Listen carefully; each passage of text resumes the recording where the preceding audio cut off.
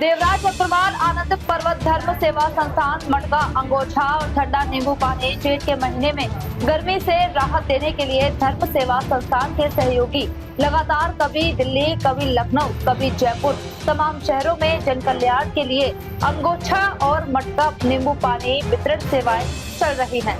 संस्था का कहना है कि हम लोग नेचुरल वस्तु देंगे जिससे कि वे अपने देश में पर्यावरण को कोई नुकसान ना पहुंचे। पापा बहुत सारी चीजों में काम करते हैं, खाली इसी में नहीं। जैसे जब बर्थडे होता है सबका तो उस पे पौधा भी बांटते हैं। तो पापा ने थोड़ा टाइम पहले ही देखा तो पापा ने सोचा कि क्यों ना इस बार कुछ नया करा जाए। तो जेठ के महीने से 2-3-4 साल हो गए उससे हम ये मटकों का वितरण कर रहे हैं, मटके बांट रहे हैं। उसके अंदर जैसे पूरा उस पे हल्दी लगा पूरा ये हमने राजस्थान में करा हुआ है, हरियाणा में करा हुआ है, लखनऊ में करा हुआ है, दिल्ली में करा हुआ है। हाँ, इस बार दिल्ली ज्यादा दिल्ली में नहीं करते क्योंकि 4 साल है तो चारों बार अलग अलग जगह करा है। ऐसा कुछ पर्टिकुलर नहीं है कि दिल्ली में ही है। लखनऊ में गए हैं तो राजस्थान भी गए। पिछली बार हम राजस्थान में ही थे तो वहां पे भी हमने करा था। तो मेरे को अच्छा लगता है क्योंकि मैं भी इसमें सहयोग करती हूँ अपना, तो मेरे को अच्छा लगता है। नमस्ते प्रणाम दोस्तों, आप देख रहे हैं चाणक्य इंडिया टीवी। आज मेरा कैमरा पहुंचा है आनंद पर्वत, जो कि धर्म सेवा संस्थान के ओनर हैं। आइए जानने का प्रयास करेंगे कि हर साल गर्मी आए या सर्दी आए समाज कल्याण का काम करते रहते हैं। संस्थाएं तो बहुत है लेकिन इनके संस्था के बारे में आइए जानने का प्रयास करते हैं। सर एक बार परिचय बताएं। मैं देवराज अग्रवाल, अधिवक्ता, दिल्ली हाई कोर्ट, और धर्म सेवा संस्थान का ओनर नहीं। धर्म सेवा संस्थान के स्थापना जरूर अपने हाथों से हुई है, ओनर इसके कोई भी नहीं है। सब जो इसमें कार्य करते हैं सभी इसके ओनर हैं और सभी इसके मालिक हैं और सभी इसके प्रधान हैं। इसके अंदर कोई पद व्यवस्था नहीं है, कार्य व्यवस्था महत्वपूर्ण है। सर ये जो आपने जो संस्था चला रखी है, मैंने सुना है कई लोग बता रहे हैं कि दिल्ली, यूपी में इलाहाबाद, लखनऊ, राजस्थान में कई प्रोग्राम आपकी वीडियो आती है। क्या मकसद रहा है? सर मकसद शुरू से जो रहा है राष्ट्र कार्य का रहा है जी। जिससे किसी भी कार्य से राष्ट्र का कार्य हो उस चीज को अपन ने ऊपर स्थान दिया है और उसी कार्य को लेके आगे बढ़े हैं जिससे किसी भी व्यक्ति का कल्याण हो सके, किसी समाज के व्यक्ति का कुछ काम हो सके। नर सेवा नारायण सेवा, इस चीज को महत्वपूर्ण अपन ने अपना फार्मूला बनाया है। सर ये विचार आपके कैसे उत्पन्न हुए आपके अंदर? विचार अगर आप ये जो आज का कार्यक्रम है इसके दृष्टिकोण से अगर मांग रहे हैं तो ये विचार बचपन में हमने गुरु जी से कहानी सुनी थी। बहुत छोटी सी कहानी है और बहुत अर्थपूर्ण कहानी है, जिससे ये पता चलता है कि हम अगर चाहें तो जो कहते थे पहले देश हमारा सोने की चिड़िया था, वो सोने की चिड़िया आज भी है, बस सिर्फ उसे सोचने के नजरिए का फर्क है। एक छोटा सा मैं आपको उपयोग बताता हूँ। नीम का एक वृक्ष है, मान लीजिए। नीम के वृक्ष से जिसकी कोई लागत नहीं आ रही, कुदरत अपने आप उसे उत्पन्न करती है और कुदरती वृक्ष है वो। मतलब अगर मैं उसके फायदे गिनाने लगूंगा तो दिनों बीत जाएंगे, मैं उस पर नहीं जा रहा। मैं एक छोटा सा सिर्फ एग्जांपल देना चाह रहा हूँ। आपने नीम के वृक्ष से एक टहनी तोड़ी, उससे आपने दातुन करी, आपके दांतों की सारी बीमारियां खत्म, दांत मजबूत हो गए और जितने फायदे उनको फिर साइड रखिए। सेकंड आइए, उसी दातुन को तोड़ने के बाद आपने उसके 2 फाड़ करे और उसे जिबिया साफ कर ली, तो ना आपको लोहे की जिबिया की जरूरत, ना आपको प्लास्टिक की जिबिया की जरूरत, और आपके अंदर तक भी अगर उसका जो रस गया तो सारी की सारी बीमारी अंदर से भी खत्म। तो सर यही तो ऑर्गेनिक है, यही ऑर्गेनिक है। अभी तो यहाँ से स्टार्ट हुई है, इसके बाद वो जिबिया हो गई। जिबिया होने के बाद उसे आपने धोया और धो के वो आपके चूल्हे में चला गया तो आपका ईंधन का काम उसने कर लिया। उसके बाद यहाँ पे भी अंत नहीं हुआ उसका, उसके बाद उसकी राख बनी। राख से आपने अगर बर्तन मांज लिए तो बर्तन के सारे कीटाणु खत्म, और उसके बाद वो मिट्टी से उत्पन्न हुई चीज मिट्टी के अंदर चली गई। इसके अंदर कहाँ तो हमारा पैसा विदेश में गया, कहाँ हमारी लागत लगी, कहाँ हमारी प्रकृति को नुकसान हुआ, कहाँ हमारे प्लास्टिक यूज हुआ। सारी चीज प्रकृति से स्टार्ट हुई, प्रकृति में अंत हो गया और कहीं से लेकर कहीं एक पैसे का खर्चा नहीं आया। तो इसमें सर जो तमाम कोलगेट कंपनियां हैं वो क्यों अपना दावा करती हैं कि दांत मोती जैसे चमकाए? बहुत सही बात पूछी। हकीकत में क्या है ना, हम लोगों को नकली की इतनी ज्यादा आदत पड़ गई है कि हम नकली से संतुष्ट होते हैं। कोलगेट कंपनी हो या अन्य कंपनी हो, हम किसी कंपनी का प्रचार या दुष्प्रचार नहीं करना चाह रहे, कोई भी कंपनी हो वो लिखती है नीम जैसा। मेरे को समझ में नहीं आता, जब हमारे पास नीम उपलब्ध है तो नीम जैसा क्यों चाहिए हमारे को। कोई कोल्ड ड्रिंक कंपनियां हैं वो कहती हैं एक ही नींबू जैसा। अरे भाई, जब साक्षात नींबू मौजूद है तो आपको नींबू जैसा क्यों चाहिए? तो हम जैसे पे ज्यादा जा रहे हैं और हकीकत से बहुत दूर होते जा रहे हैं। सर जैसे का मतलब तो फ्लेवर देना हो गया जिंदगी में। बिल्कुल, उसे या फ्लेवर मानो या उसमें थोड़ा सा उसका अंश मानो। तो मैं वही कहना चाह रहा हूँ कि जब चीज मौजूद है और निःशुल्क मौजूद है, उसके बावजूद भी हम क्यों बेकार के अंदर ये क्रिएटिव करी हुई चीजों के ऊपर हम जा रहे हैं जो हमारे को नुकसान पहुंचा रही है। सर ये जो प्रोग्राम आप हर साल करते हैं, गमछा, मटका, आए दिन शिकंजी, और क्या जो अभी 2027 के चुनाव भी आने वाले हैं, तो इसमें क्या आप कोई राजनीति से संबंध रखते हैं, या अपने बारे में बताएं कि आखिर क्या आगे की है? नहीं सर, मैं राजनीति से मेरा कोई संबंध नहीं है। जहाँ पे भी सेवा कार्य हो वही मेरे लिए सबसे बड़ा उत्तम स्थान है। मैं पहले गया था पार्टी में, मैं थोड़े बहुत समय भी रहा, लेकिन मेरे को पार्टी की जो क्रिया है वो भाई नहीं, क्योंकि वो मेरे मन के अंदर, मेरे मन के अंदर नहीं उतर पाती, क्योंकि मैं सेवाभावी व्यक्ति हूँ। 10वीं के बाद से मैं इस कार्य के अंदर लग गया था। मैंने 45 दिन यूपी, MP, उड़ीसा, बिहार की भारत यात्रा के दौरान यात्रा भी करी। 45 दिन हम ट्रेन में रहे और पूरे 5 स्टेटों का हमने भ्रमण भी करा। स्थान स्थान पर हमारा जाना लगा रहता है। बिल्कुल जमीन से जुड़ के जो कार्य करने में मेरे को मजा आता है। साक्षात मतलब देवता जो मौजूद है इसी जमीन के ऊपर मौजूद हैं। आप उनकी सेवा करें और उन्हीं से सेवा करवाएं। सेवा करने लायक भी वो सक्षम है।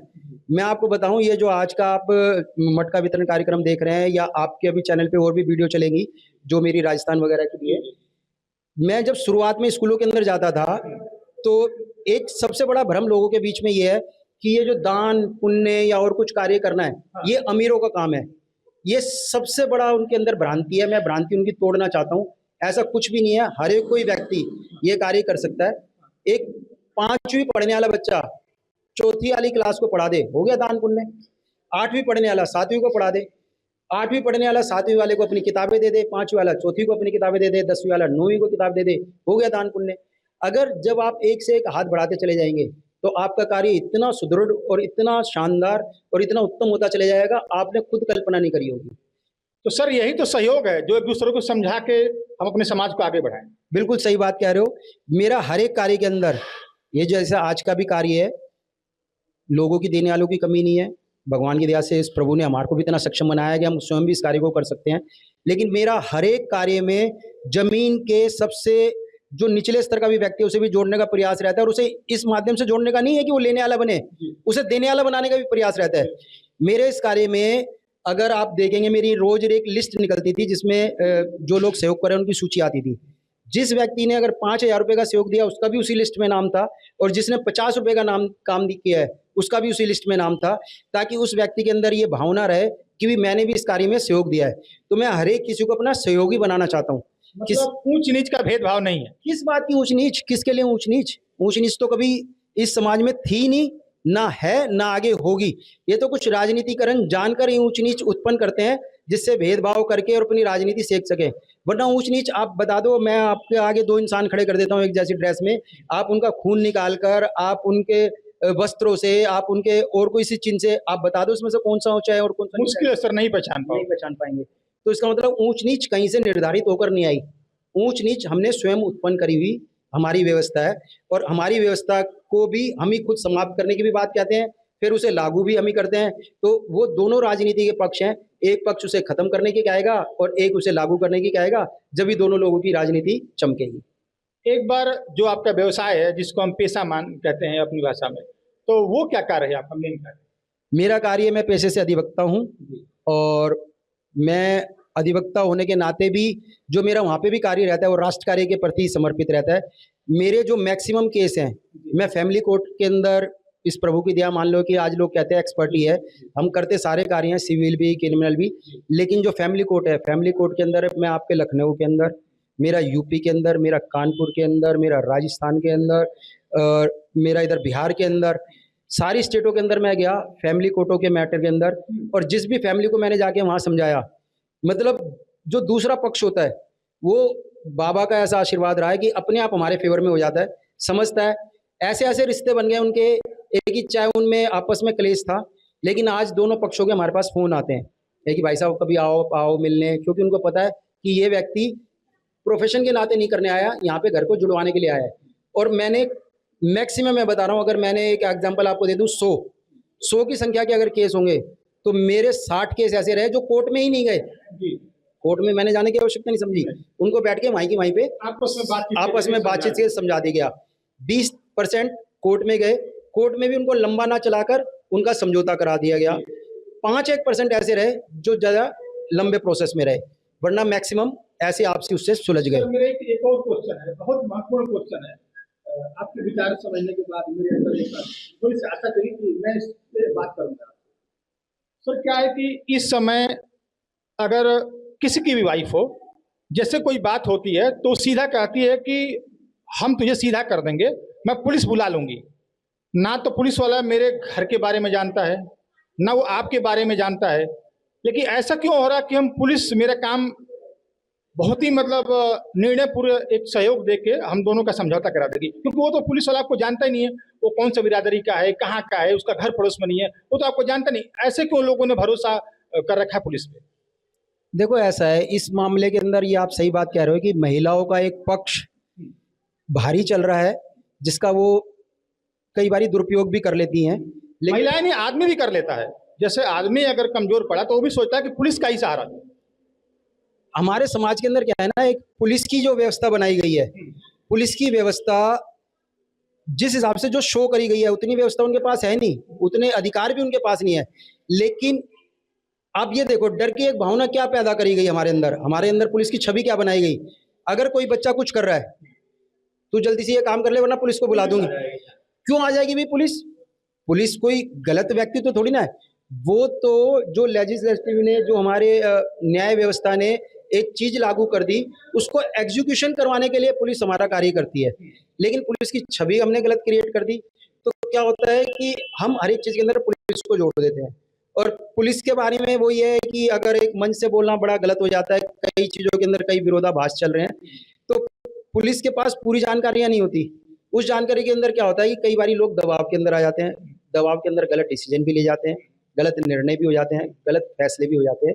तो पुलिस का कार्य सिर्फ ये होना चाहिए, आजकल पुलिस के अंदर भी मेडिसिन सेल चालू हो गए हैं, पुलिस भी का फर्ज यही होना चाहिए कि वो आपको समझाए, नहीं समझा पा रही तो आपको काउंसलिंग के अंदर या मेडिसिन सेल में बोल दे, जो गवर्नमेंट ने बिल्कुल निःशुल्क बना रखे हैं।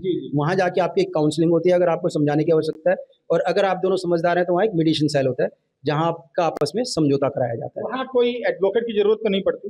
देखो लीगली तौर पर कोई रिक्वायरमेंट नहीं है एडवोकेट की, लेकिन एक लोगों के मन में एक ये रहता है कि मैं अकेला वहाँ पे प्रेजेंस नहीं कर पाऊंगा, तो अपने आप को प्रेजेंस करने के लिए एडवोकेट को हायर करता है।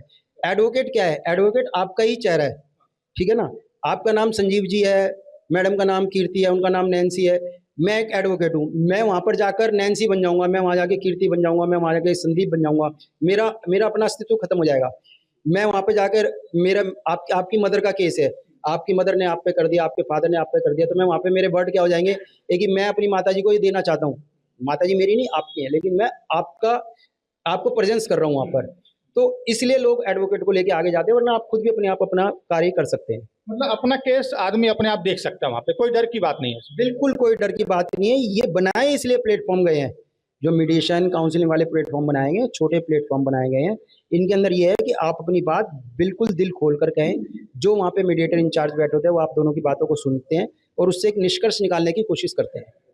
एक बार अपने संस्था का पूरा एड्रेस बताएं, नाम बताएं, कहाँ होता है, और आगे जो 2027 में होने वाला है वो भी बताएं। देखिए हमारी संस्था का नाम है धर्म सेवा संस्थान ट्रस्ट रजिस्टर्ड। हम किसी भी रजिस्ट्रेशन वगैरह पे मैं विश्वास नहीं करता, मेरा हमेशा कार्य पे विश्वास रहता है। हमने 16-17 साल इधर कावड़ वगैरह का कैंप चलाया और सेवा कार्य करे, हमने कभी कोई रजिस्ट्रेशन नहीं करवाया। हमारे को उस कावड़ कैंप के अंदर दरअसल पानी के टैंकर की आवश्यकता होती थी, तो हमारे को जब हम टैंकर वाले के पास जाते थे तो उन्होंने 1-2 बारी कहा जी आप अपने किसी रजिस्टर्ड लेटर हेड पे लिख कर दो, तो हमने उसे रजिस्टर्ड करवाया। उसके बाद भी हम इससे ज़्यादा नहीं जाते। संस्था का जो कार्यालय जिस स्थान पे आप बैठे मंदिर पे, इसी पे यहाँ ये कार्यालय, हाँ ये मंदिर है श्री सत्यनारायण मंदिर, मिलिट्री रोड, थान सिंह नगर, आनंद पर्वत, न्यू दिल्ली 11005। मोबाइल नंबर है 9810081751। तो दोस्तों आपने तमाम NGO देखा होगा, संस्थाएं देखी होंगी। अब ये वीडियो देख के आप भी कुछ समाज के लिए सहयोग करें। मस्त रहें, बने रहें। जय श्री राम।